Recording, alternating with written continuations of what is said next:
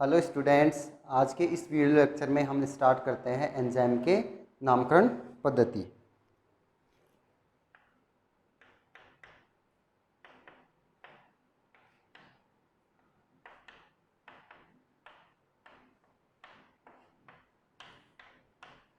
Enzyme की नामकरण पद्धति यानी एंजाइमों का नामकरण किस प्रकार किया जाता है उसके बारे में हम पढ़ते हैं। सबसे पहले एक साइंटिस्ट थे डुक्लेक्स, उन्होंने बताया था कि एंजाइम के नाम के अंत में एक प्रत्यय जुड़ा होता है एज, उन सब के अंत में। किसके अनुसार?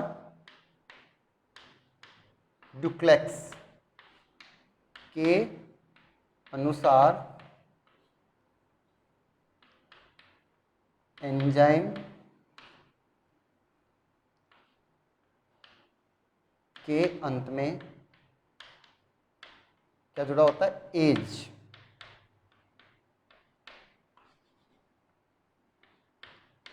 जुड़ा होता है। ठीक है, सबसे पहले हम एंजाइम के नामकरण में सबसे पहले पढ़ते हैं हम क्रियाधार के आधार पर।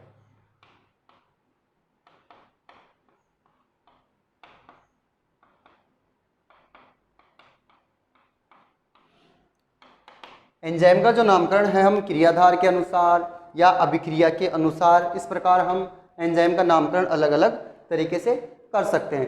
इसमें डुक्लेक्स ने सबसे पहले ये बताया था कि भाई जो एंजाइम होता है उसके अंत में क्या जुड़ा होता है? ए जुड़ा होता है। इनमें सबसे पहले हम एंजाइम के नामकरण में सबसे पहले पढ़ते हैं क्रियाधार के आधार पर। जो अभिक्रिया में भाग ले रहे हैं क्रियाधार, उनके अनुसार भी क्या होता है? एंजाइम का नामकरण किया जाता है। जैसे एग्जाम्पल के तौर पर हो गया, माल्टोज को ग्लूकोज में जब बदला जाता है उसके लिए एक एंजाइम काम में लिया जाता है, वो होता है क्या है? माल्टोज। तो इसके लिए इसके अंत में क्या जोड़ देंगे? एज। तो ये क्या बन जाएगा? माल्टेज। ठीक है। Next fructose. फ्रक्टोज को बदलने वाला जो एंजाइम होता है वो होता है फ्रक्टेज। ठीक है। इसी प्रकार जैसे लाइपेज हो गया, एज आ रहा है, इसके अंत में भी एज आ रहा है, इसके अंत में भी एज आ रहा है। तो माल्टोज के अनुसार माल्टेज आ गया, फ्रक्टोज के अनुसार फ्रक्टेज। ग्लूकोज हो गया, ग्लक्टेज आ गया। इस प्रकार इनमें जो क्रियाधार जो क्रियाकारक जो भाग ले रहे हैं उनके अनुसार क्या कर देंगे? एंजाइम का नामकरण कर देंगे। ये क्या है? एंजाइम। ये भी क्या है? एंजाइम। और ये भी क्या है? एंजाइम। ठीक है। दूसरा पढ़ते हैं हम जो रासायनिक अभिक्रिया के आधार पर।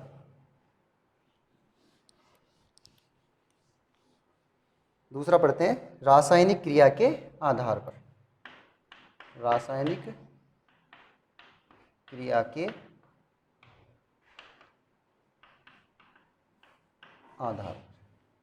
मान लो कोई ऑक्सीकरण अभिक्रिया हो, तो ऑक्सीकरण अभिक्रिया के लिए क्या कौन सा एंजाइम काम में लिया जाएगा? ऑक्सीडेज। इसके लिए ऑक्सीकरण अभिक्रिया के लिए ऑक्सीकरण जो रिएक्शन होगी उसके लिए जो एंजाइम होगा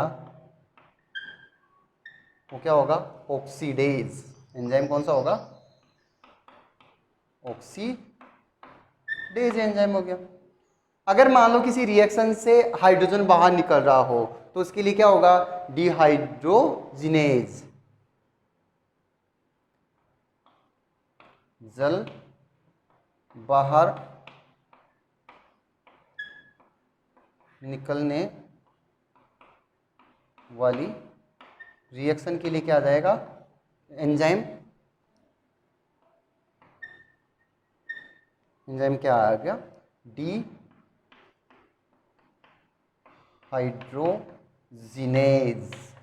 एज आ गया क्या अंत में?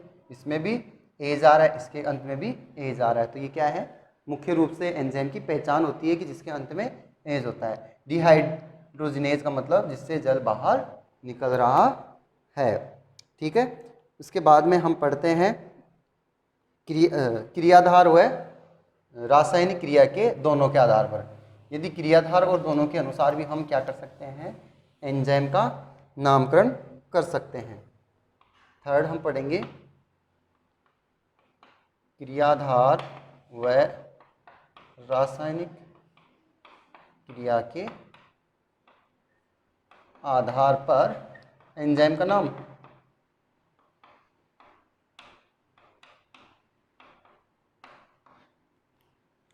यहां पर मान लो एक रिएक्शन है, वो लिखता हूं मैं, सक्सेनिक अम्ल है। वो सक्सेनिक अम्ल से क्या निकल रहा है, FAD के साथ हाइड्रोजन बाहर निकल रहा है और क्या बन रहा है, फ्यूमेरिक अम्ल बन रहा है।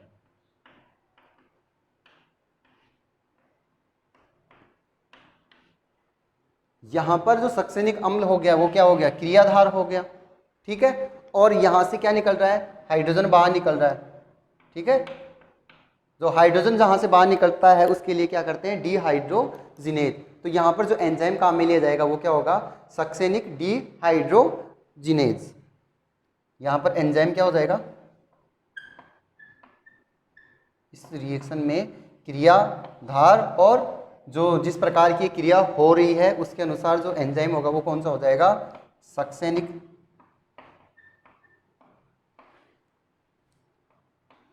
डिहाइड्रोजिनेज,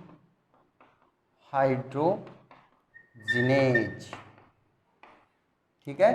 कितने पढ़ लिए एंजाइम के नामकरण में, सबसे पहले क्रियाधार के अनुसार, जैसे माल्टोज होता है उसके लिए माल्टेज एंजाइम। दूसरा रासायनिक क्रिया होती है, जो रासायनिक अभिक्रिया होती है उनके अनुसार, जैसे ऑक्सीकरण अभिक्रिया होती है ऑक्सीडेज हो गया, हाइड्रोजन जहाँ से निकल रहा है बाहर वो डिहाइड्रोजनेज।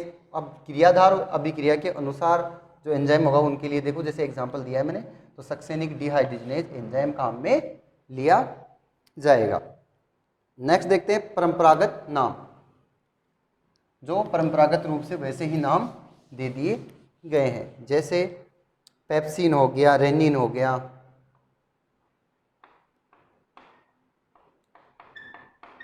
परंपरागत नाम जो पुराने ज़माने में जो नाम दे दिए, जैसे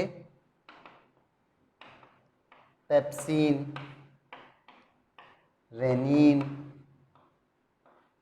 टाइलिन,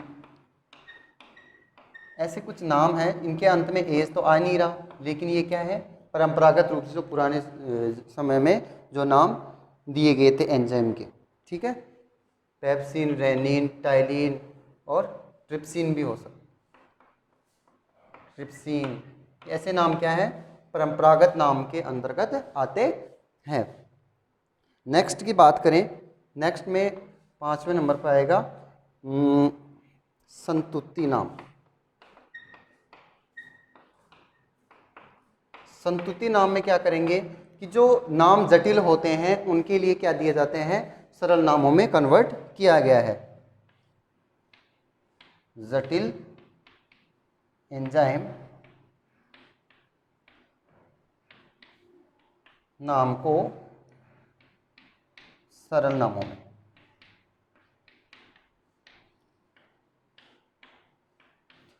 क्यों बदला गया है, क्योंकि जटिल नाम क्या होते हैं, याद करने में बहुत डिफिकल्ट होते हैं, इसलिए इनको क्या किया गया है, सरल नामों में कन्वर्ट किया गया है। इसके बाद में संतुति नाम के बाद में नेक्स्ट देखते हैं मानक क्रमबद्ध नाम पद्धति। नेक्स्ट कौन सी हो जाएगी, मानक क्रमबद्ध नामकरण पद्धति। इस नामकरण पद्धति के लिए एक संस्था है IUB, international union of biochemical. इन्होंने क्या किया कि इन जो क्रियाधार हो गए और अभिक्रिया हो गई और उनकी जो अन्य संरचना होंगी उनके आधार पर क्या किया गया है, एंजाइमों का नामकरण। संस्था ने क्रियाधार प्लस रासायनिक क्रिया प्लस अन्य संरचना के आधार, संरचनाओं के आधार पर क्या दिया गया है, एंजाइमों का नाम दिया गया है। जैसे हेक्सोकाइनेज एंजाइम है, हेक्सोकाइनेज एंजाइम हो गया, इस हेक्सोकाइनेज एंजाइम का नाम है ATPD hexose 6 फास्फोट्रांसफरेज।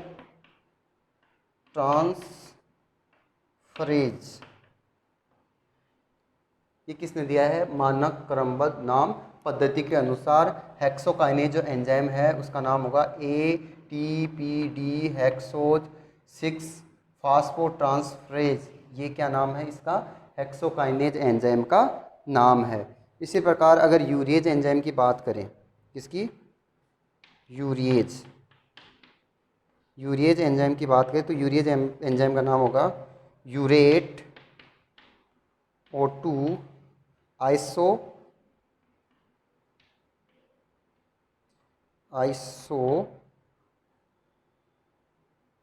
D urate, iso D urate.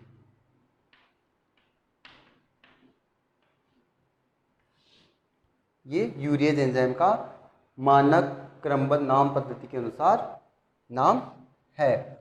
ठीक है, तो एंजाइम की नामकरण पद्धति हमने पढ़ ली। इसके बाद में हम पढ़ते हैं एंजाइम का वर्गीकरण। यूरिएज जो एंजाइम है उसका जो मानक क्रमबद्ध नाम पद्धति के अनुसार, ये गलत हो गया, इसके लिए देखो, यूरिएट ऑक्सीजन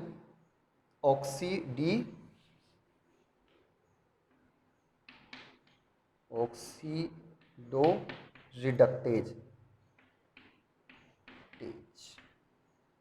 ये इसका नाम होगा, इसके लिए सॉरी।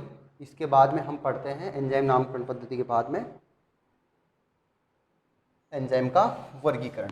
एंजाइम का जो वर्गीकरण है, जो IUB जो संस्था है, यानी इंटरनेशनल यूनियन ऑफ बायोकेमिकल वाली है, उसने एंजाइम को 6 वर्गों में डिवाइड किया है।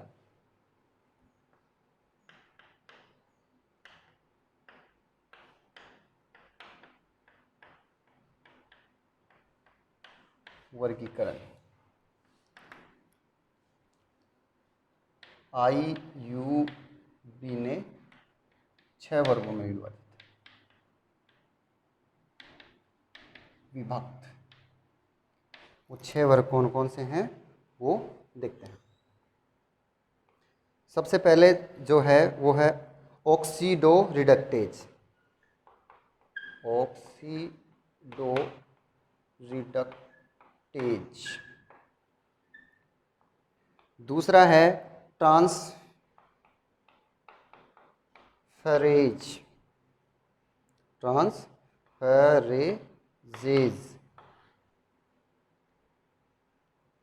थर्ड है हाइड्रोलेजेज।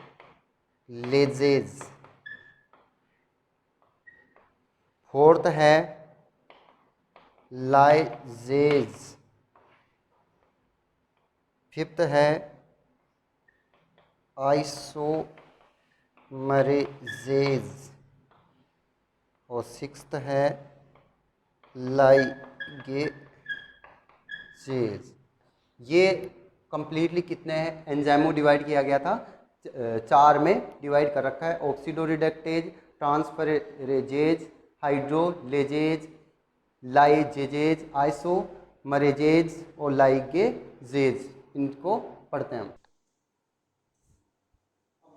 एंजाइमों को डिटेल से पढ़ते हैं। जैसे सबसे पहला ऑक्सीडो रिडक्टेज जो एंजाइम को बांटा है, उसमें क्या करेंगे, ऑक्सीकरण अभिक्रिया और जो अपचयन अभिक्रिया है उन दोनों के लिए एंजाइम कार्य करेंगे। ऑक्सीडेशन और रिडक्शन वाली जो दोनों अभिक्रियाएं होती हैं उनके लिए इनमें क्या करेगा, ऑक्सीडेज जो क्रिया होंगी उनके लिए जो एंजाइम काम में लिया जा रहा है वो है साइटोक्रोम ऑक्सीडेज हो गया। और डिहाइड्रोजनेज जो कोई भी क्रिया हो रही है, जो अभिक्रिया हो रही है, उसके लिए एंजाइम है अल्कोहल डिहाइड्रोजिनेज।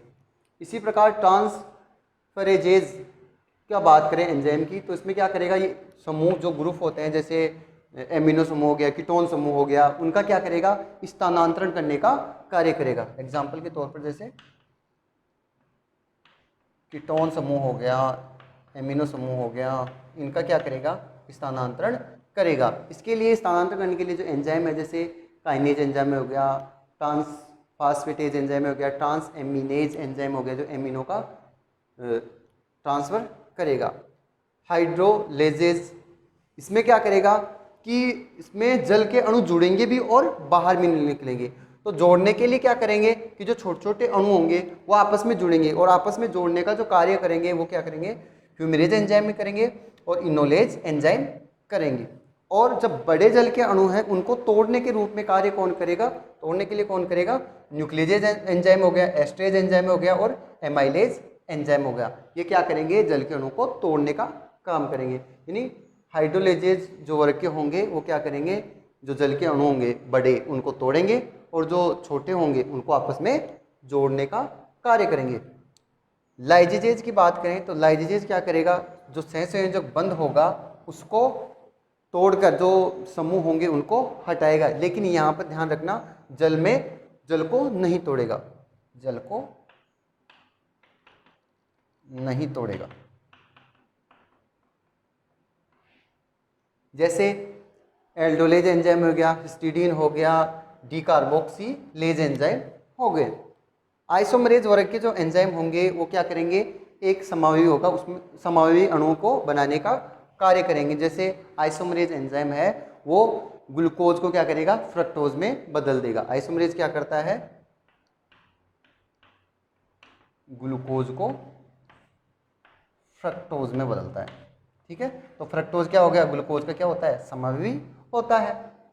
लाइगेजेज एंजाइम, ये एकमात्र ऐसा इस वर्ग के जो एंजाइम होंगे वो क्या करेंगे, अणुओं को जोड़ने का कार्य करेंगे। जो दो यौगिक होंगे उनको सहसंयोजक बंध द्वारा जोड़ने का कार्य करेंगे, बाकी ये क्या करेंगे, तोड़ने का कार्य ही कर रहे हैं। एग्जाम्पल के रूप में देखो हो गया पाइरुवेट कार्बोक्सिलेज हो गया, सिट्रेज सिंथेटेज हो गया, ये एंजाइम हो गए। ठीक है, आज के इस वीडियो लेक्चर में हमने एंजाइम का नामकरण और एंजाइम का वर्गीकरण पढ़ लिया है। इसी के साथ अपना एंजाइम का चैप्टर कंप्लीट। Thank you.